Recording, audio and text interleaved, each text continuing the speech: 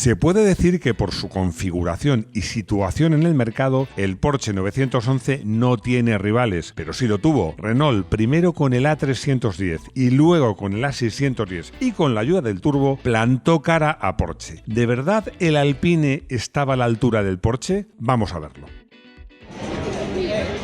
Bienvenido a Garaje Hermético, enciérrate con nosotros.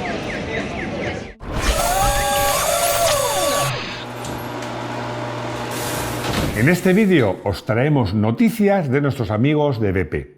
En 1961 aparece el Alpine A110, que consiguió ganar la primera edición del Campeonato del Mundo de Rallys, ya veterano, en el año 1973. Fijaos que en 1978 ya se dejó de fabricar.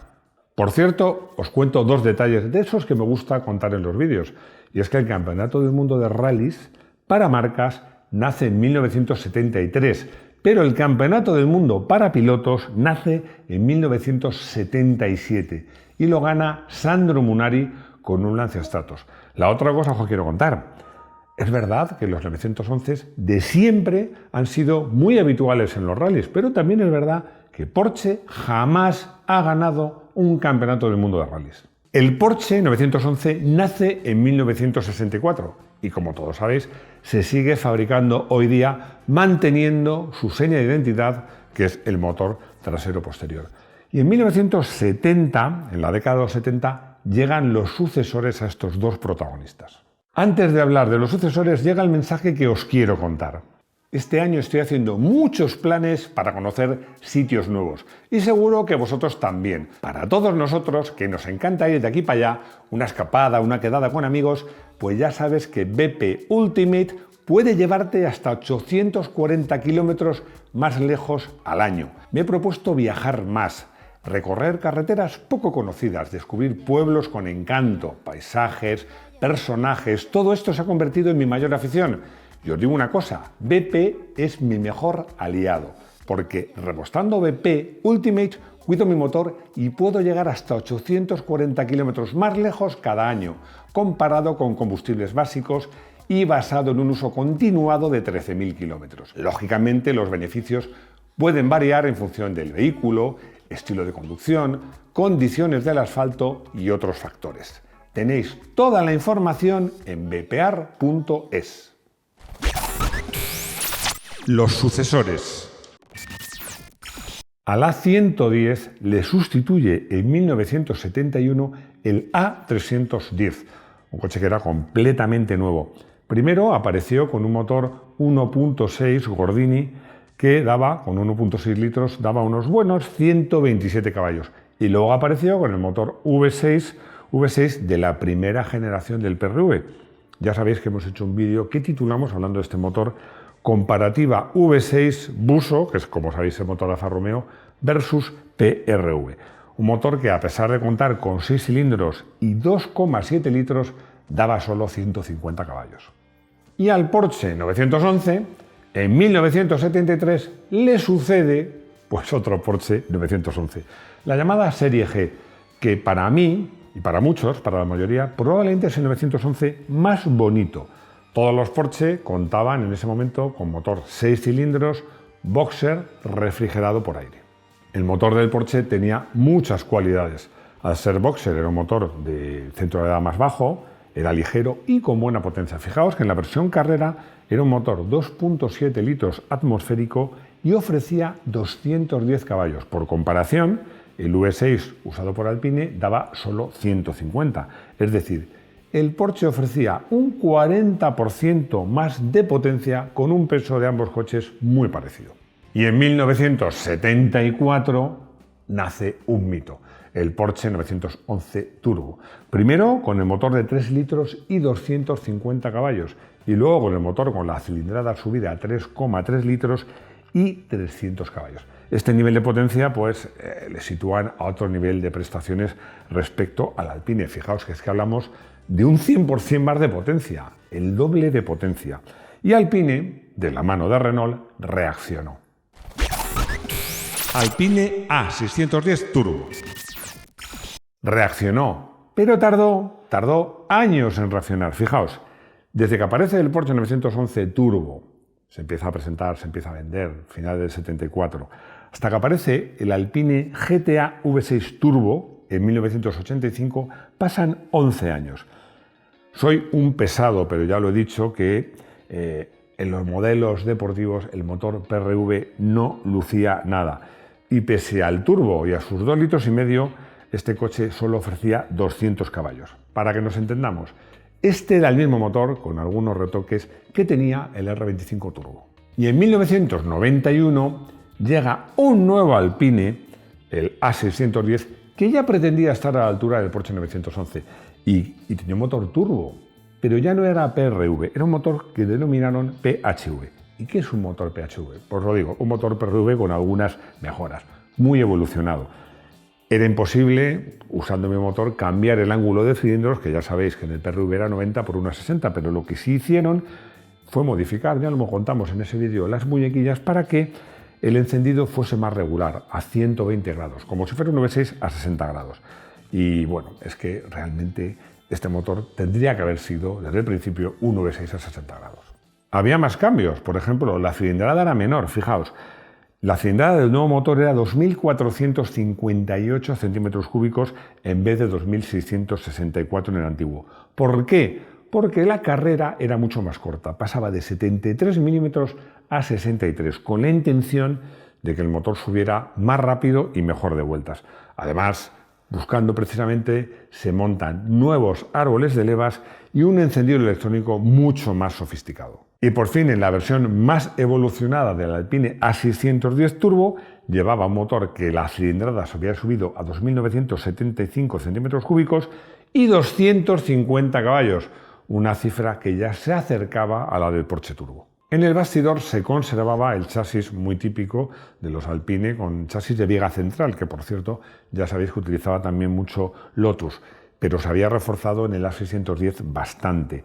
El motor obviamente seguía siendo trasero, pero había muchos elementos que o se adelantaban o directamente pasaban a estar delante del todo, como la batería, los radios de repuesto y, fijaos, incluso la centralita del ABS. Gracias a estos cambios, el reparto de peso era muy favorable. Pasa, en el modelo antiguo era de 37-63% delante y detrás, a en el A610, 43-57%, un reparto de peso mucho más favorable. Y además, con este tipo de chasis y la carrocería de fibra, se consigue mantener el peso por debajo de los 1.500 kilos. De la carrocería, del interior y de cómo iba el coche ya hablaremos cuando nos pongamos al volante. El 911 Turbo tercera generación.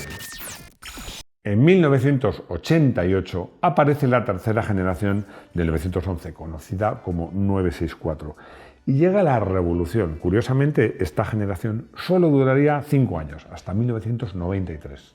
Esto era llamativo porque estéticamente parecía una reevolución, no una revolución respecto a la anterior. Parecía, pues eso, un restyling. Era casi el mismo coche, pero fijaos que el coche era en un 90% diferente.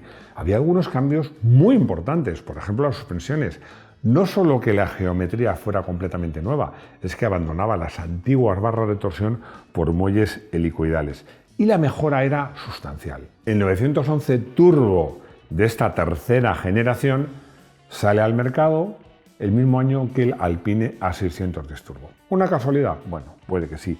Lo que sucede es que el 911 Turbo de esta generación, cuando sale, ya ofrece 320 caballos y pronto aumentaría a nada menos que 3,6 litros y 380 caballos. Era un coche más pesado que el Alpine, con un reparto de pesos peor, pero a cambio tenía unas prestaciones de infarto, con una velocidad máxima de 270 km por hora y una aceleración de 0 a 100 en 5,3 segundos. Su calidad, su estética y su interior eran muy Porsche, para lo bueno y para lo malo. Pero ahora llega la hora de ponerse al volante. He tenido la enorme fortuna de probar estos coches muchas veces y con muchos kilómetros. Son coches que conozco bien, sé cómo van y os lo voy a contar. Como hablar de todo sobre estos coches, de cómo van y al detalle sería larguísimo, me voy a centrar en 4 aspectos que considero clave, que son la carrocería estética, la calidad y los interiores, el comportamiento, digamos, o la facilidad de uso del coche como día a día y el comportamiento como coche deportivo. Vamos allá. ¿Cuál es más bonito? Ya sabéis que yo no soy de los que se refugia en eso de que la estética no se puede valorar y tal. Yo creo que sí, se puede valorar. Lo que sucede es que en este caso es especialmente complicado porque en su momento es cierto que el Alpine, con líneas más rectas, más acristalamiento, parecía un coche más moderno. En cambio, el 911, que ya sabéis que esta tercera generación era más de lo mismo, parecía un coche poco visto. Esto llama la atención, que ya hace 30 años un 911 pareciese un coche un poco visto. Pero fijaos que esto yo creo que se ha vuelto a favor del Porsche. Yo creo que en el fondo ha envejecido mucho mejor. Yo creo que tiene mucho que ver que realmente entre este Porsche que estamos hablando, aparecido en 1988, bueno, es que se sigue fabricando en 911. Yo creo que eso lo hace parecer más joven. Ya sabéis, lo he contado de pasada, que la carrocería del Alpine era de fibra, mientras que la del Porsche era de chapa, antes era de chapa de acero, ahora tiene partes de aluminio. ¿Es bueno o malo? A ver, la carrocería de fibra tiene una ventaja, que es que no se oxida y generalmente es más ligera, aunque ahora cuando se usa el aluminio ya no tanto. Hay también quienes dicen que con coches con carrocería de fibra es más difícil que el ajuste sea de calidad bueno y que no suene. Pero os aseguro una cosa, los Alpine Renault estaban muy bien hechos. Si hablamos del interior, el Alpine tiene una gran ventaja, que es su luminosidad. No me salía la palabra.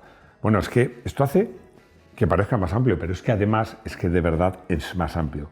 Sus acabados son de calidad, pero hay que ser justos, no tanto como la de Porsche. Además, en el Alpine hay muchos interruptores, palancas, mandos que son idénticas a las de coches Renault, mucho más baratos, mucho más utilitarios y que, pues, oye, ¿qué queréis que os diga? No ayudan a crear un clima de coche premium. A cambio, como ya os he dicho, es mucho más espacioso, tiene mejor visibilidad, el motor, entre otras cosas por ser refrigerado por agua, es menos ruidoso y es menos complicado de manejar. Tiene un pedalier como Dios manda, un cambio mucho más fácil de utilizar y en general un confort mucho mejor, incluso el confort climático. En el día a día, en un uso normal del coche, el Alpine es un coche más agradable. El motor es menos potente, pero también es, como os digo, más amable, más progresivo. Tiene una respuesta del turbo menos agresiva. Los mandos, especialmente el cambio, son más suaves y fáciles de utilizar. Y la visibilidad, que en estos coupés a veces es muy complicada, es bastante buena. Tanto por ciudad como para hacer un viaje, realmente el Alpine te lo pone más fácil. ¡A correr! Lo que sucede es que el comprador de un coche de este tipo, ¿qué busca? Seguramente busca prestaciones y busca sensaciones, un comportamiento deportivo. Y en esto vuelve a ganar el Alpine. ¿Por qué? Se siente más ágil por su mayor ligereza y un reparto de pesos también. Y el cambio, aunque sea en conducción deportiva, también ayuda. Y corre bastante y frena bastante bien. Lo importante es que si el Porsche lo lleva un buen conductor con buenas manos, el Porsche es claramente más rápido. Es un coche, insisto, muy exigente con su conductor, mucho. Su motor es más violento, tiene un tiempo de respuesta mayor, pero acelera más y frena más, como todos los Porsches, por lo menos los Porsches deportivos, que frenan de forma increíble. Eso sí, siempre que frene un 911, sobre todo en esta época fuerte, procura tener el volante recto. También yo creo que el motor plano del Porsche ayuda más. Decía que el Alpine, por su reparto de pesos, se siente más ágil. La realidad luego no es exactamente esa. ¿Por qué? Porque sobre todo en la fase de salida de curvas, yo creo que el motor V6 del Alpine, más pesado y además a ser un V6 más alto, hace que la parte trasera como tira el motor, pero tira de atrás y también como más de arriba. Tiende más a derrapar de atrás el Alpine, cuesta más ir rápido con un Alpine. Cuando digo, ojo, estoy hablando de ir rápido de verdad. Quizá por esto, en competición, el Porsche de esta época siempre ha tenido muchos mejores resultados que el Alpine de esta época. También hay que decir una cosa, en competición es que la potencia es clave. Conclusión. En la conclusión tengo que decir que faltan dos aspectos de que hay que analizar y que son muy importantes.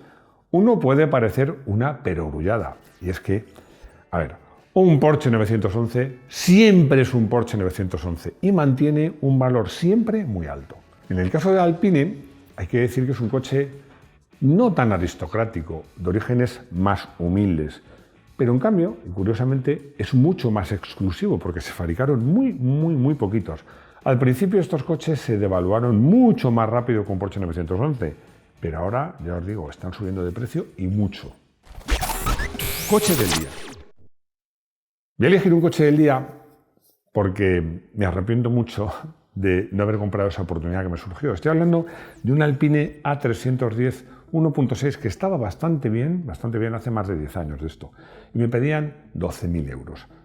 Y lo rechacé. Yo creo que me arrepiento, cada vez que me acuerdo de este coche, me arrepiento, porque ese coche era una maravilla. Es cierto que es menos potente, no mucho menos potente que el V6, pero a cambio el motor 400 es mucho más ligero y ese coche, que lo he podido probar en carreteras de curvas, es como llevar un monoplaza por la carretera. Consultorio. Andrés me pregunta si en España se fabricó, que lo he oído por ahí, algún Alpine descapotable. La respuesta es que sí. Se fabricó, la entonces llamada FASA Renault, fabricó unos pocos Alpine A108, no A110, con un motorcito que era el del R4, los 845 centímetros cúbicos de 37 caballos y medio. Bueno, pocos para un deportivo. Ojo, recuerdo que ese coche pesaba 600 kilos. Por cierto, este modelo, que hay poquísimos, es hoy día muy cotizado. Zamorano me pregunta cuándo Porsche abandonó la refrigeración por aire en su 911. La respuesta es fácil, fue con la generación llamada 996 de 1997, que fue polémica por muchos motivos, sobre todo para los porchistas más radicales. Una, por eso, por poner el motor ya refrigerado por agua en vez de por aire. Y otra, que comparto, por sus horribles faros que, bueno, eran herencia de Buster. Me llama mucho la atención porque fue tanta la polémica suscitada entre prensa y aficionados que se dijo, hablamos de 1997, que el 911 estaba llegando al fin de su carrera. Fíjate. Y llegamos al final de este vídeo. Un vídeo que tenía ganas de hacer porque, como os he dicho, son dos coches que conocí muy bien. Hice más de una comparativa con estos coches. Siempre tuve el corazón partido. Lo sigo teniendo, la verdad. Pero bueno, espero que os haya gustado. Espero vuestros comentarios, vuestros likes si os ha gustado. Que os suscribáis si no estáis suscritos. Que compartáis si no lo habéis compartido. Que os hagáis miembro del canal si no lo habéis hecho ya. Y sobre todo espero veros de nuevo aquí, en nuestro garaje hermético. Hasta pronto.